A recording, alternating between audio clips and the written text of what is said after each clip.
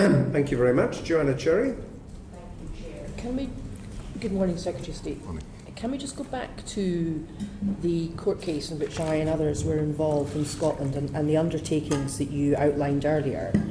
The Prime Minister has undertaken 3 things: to comply with his obligations under the Act, to request an extension if Parliament doesn't approve a deal or agree to a no deal by Saturday, and also not to seek to frustrate the purpose of the Act. That's correct, isn't it? You are a more senior lawyer than I am, and the Prime Minister will have given the undertakings to which I am sure you refer. Yeah, I'm just reading from the judgment, which I'm sure you've read, and the undertakings including not seeking to frustrate the purpose of the Act. Indeed. Yeah, that's correct, isn't it? It is. Yeah. And the judge also said, and I quote, that if the Prime Minister or the Government went back on the assurances given to the court, this would be destructive of one of the core principles of constitutional propriety and of the mutual trust that is the bedrock of the relationship between the court and the Crown. Do you agree with that statement?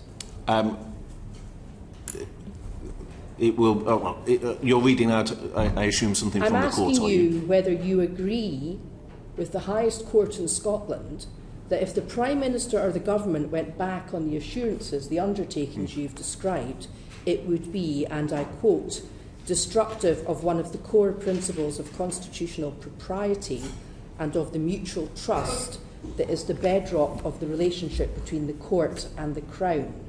I would expect government to stand by undertakings it's given by the court, and the Prime Minister has been very clear at all stages that we will abide by the law. So you agree with that statement then? I agree that we will always abide by the law, always abide by the ministerial code, and by undertakings that have been given to the court. So as a lawyer, you'll know what frustrating the purpose of the Act means?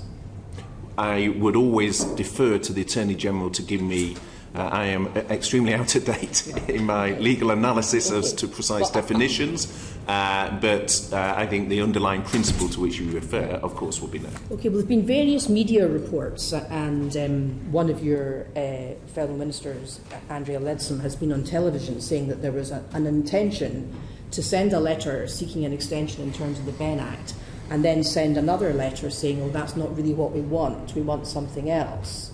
I'm sure the Attorney-General will have advised you that to do that would be to frustrate the purpose of the Act and therefore to breach the undertakings given to the court. That's right, isn't it? Well, again, it's not for me to spell out what the Attorney has or has not said, but I think you know the Attorney well. You have praised his integrity in the Chamber quite properly. I'm not asking about the Attorney-General's advice. I'm asking whether you agree that for the Prime Minister to send a second letter undermining the terms of the first letter would be to frustrate the purpose of the Act. Do you agree with that? It is. Well, I don't think it is right and proper for me in an evidence session to this committee to get into detailed analysis of the law, interpretations, definitions and otherwise. What I am very clear on as a member of the government is that it's my duty to abide by the law, that we will do so, and the Prime Minister will stand by the commitments he has given to the court. So is there a plan to send 2 letters? I'm not aware of any such plan.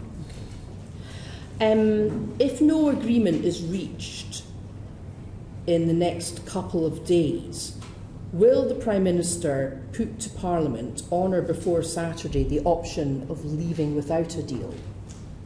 Well, again, as I said at the very outset, and the Chair probed on these important matters, in terms of what is and is not put to the House, then the proper manner in which that is done is through the Leader of the House, and there will be an opportunity for him to do so tomorrow.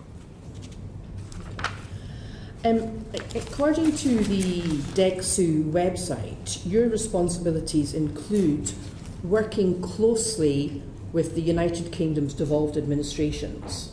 Now, we know, because we've much discussion about Northern Ireland, that there isn't a devolved administration in Northern Ireland just now, but there are devolved administrations in Edinburgh and Cardiff.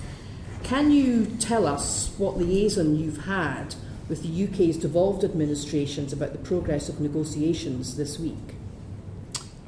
This week, I haven't spoken to Jeremy or to Mike this week. One of the ministers within DECSU went up to Edinburgh to meet with the Scottish Government and the Welsh Government last Thursday as part of his engagement on my behalf. That was because I think from memory I was travelling in Europe that day.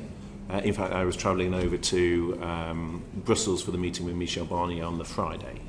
Otherwise, originally it had been in my diary for me to attend, but because of the meeting with Michel Barnier, another minister went on my behalf. But also attending that meeting was the Chancellor Duchy of Lancaster, again ensuring that there was cabinet engagement with the devolved administrations. So that was a meeting last week? That was on Thursday. Yeah. So am I to understand that there has been no liaison by your department, or indeed by the government, with either the Welsh or the Scottish administrations this week about the progress of the negotiations? I'd have to check with the ministerial team. I've been in, as I say, I've been travelling a lot over the last couple of days as to where the engagement is. There's a lot of engagement also done at official level, and one of the things I did following actually previous session at this committee was change the guidance for officials within my own department on their engagement with the devolved administrations to increase the level of official engagement, because I'm not really talking about official engagement, forgive me, we're short on time. I'm talking about ministerial engagement, because you see, we've seen the Democratic Unionist Party and the ERG being in and out of Downing Street this week, being kept apprised of how things are progressing. I'd like to know whether you're able to tell us whether there has been any ministerial engagement with either my colleagues in the Scottish Government or the Welsh Government about the progress of these negotiations this week, because the public can see that the DUP and the ERG are being kept closely advised. But so far as I am aware, the Scottish Government and the Welsh Government, democratically elected by the people of Scotland and Wales, are out of the loop.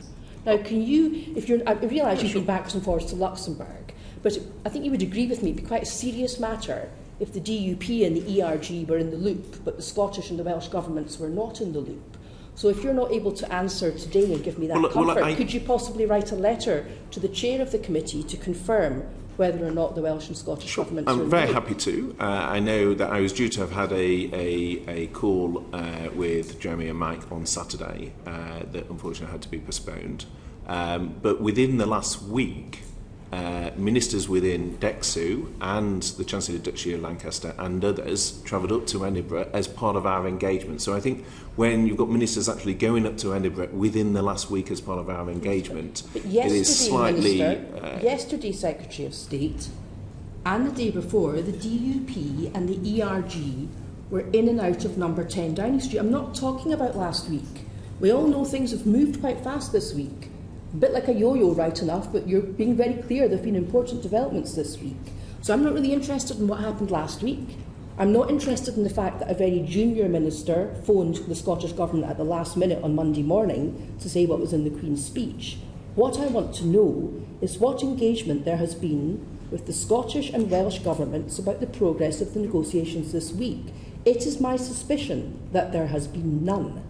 And I'd like you to be able to put my mind at rest that there has been some. Now, I accept that you've been travelling backwards and forwards. You may not be able to answer that question, but it would be good if you could answer it at a later date, because I think voters in Scotland and Wales will be keen to know that their governments have been kept apprised of what's going on in terms of your department's responsibilities. Yeah, I'm very happy to write to you with an update, but as I say, one of the things also we have been doing as part of the increased engagement with both the Scottish and Welsh Government is changing the way that officials engage in order to actually facilitate much more transparency in terms of information. You see, it seems that the DUP and the ERG have access to the Prime Minister, but you're suggesting that really all you can give me by way of comfort is official-to-official contact.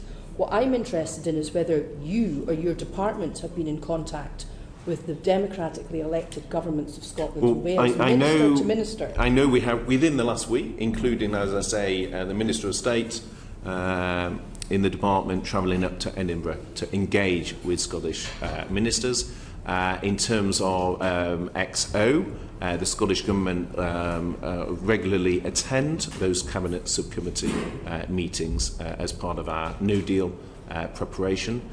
In terms of precisely what conversations in the context of the negotiations, I will ensure we get some clarity to you on that. But of course, the Scottish Government has already preempted those negotiations by saying, as I understand it, that you will vote against any deal that we bring back in any event. So obviously, whilst we're happy to engage, it seems whatever we say as part of that engagement will get the same result in terms of any vote in the House of Commons. Well, as I say, I'd be grateful if you could write to confirm. What, we look forward to receiving that letter.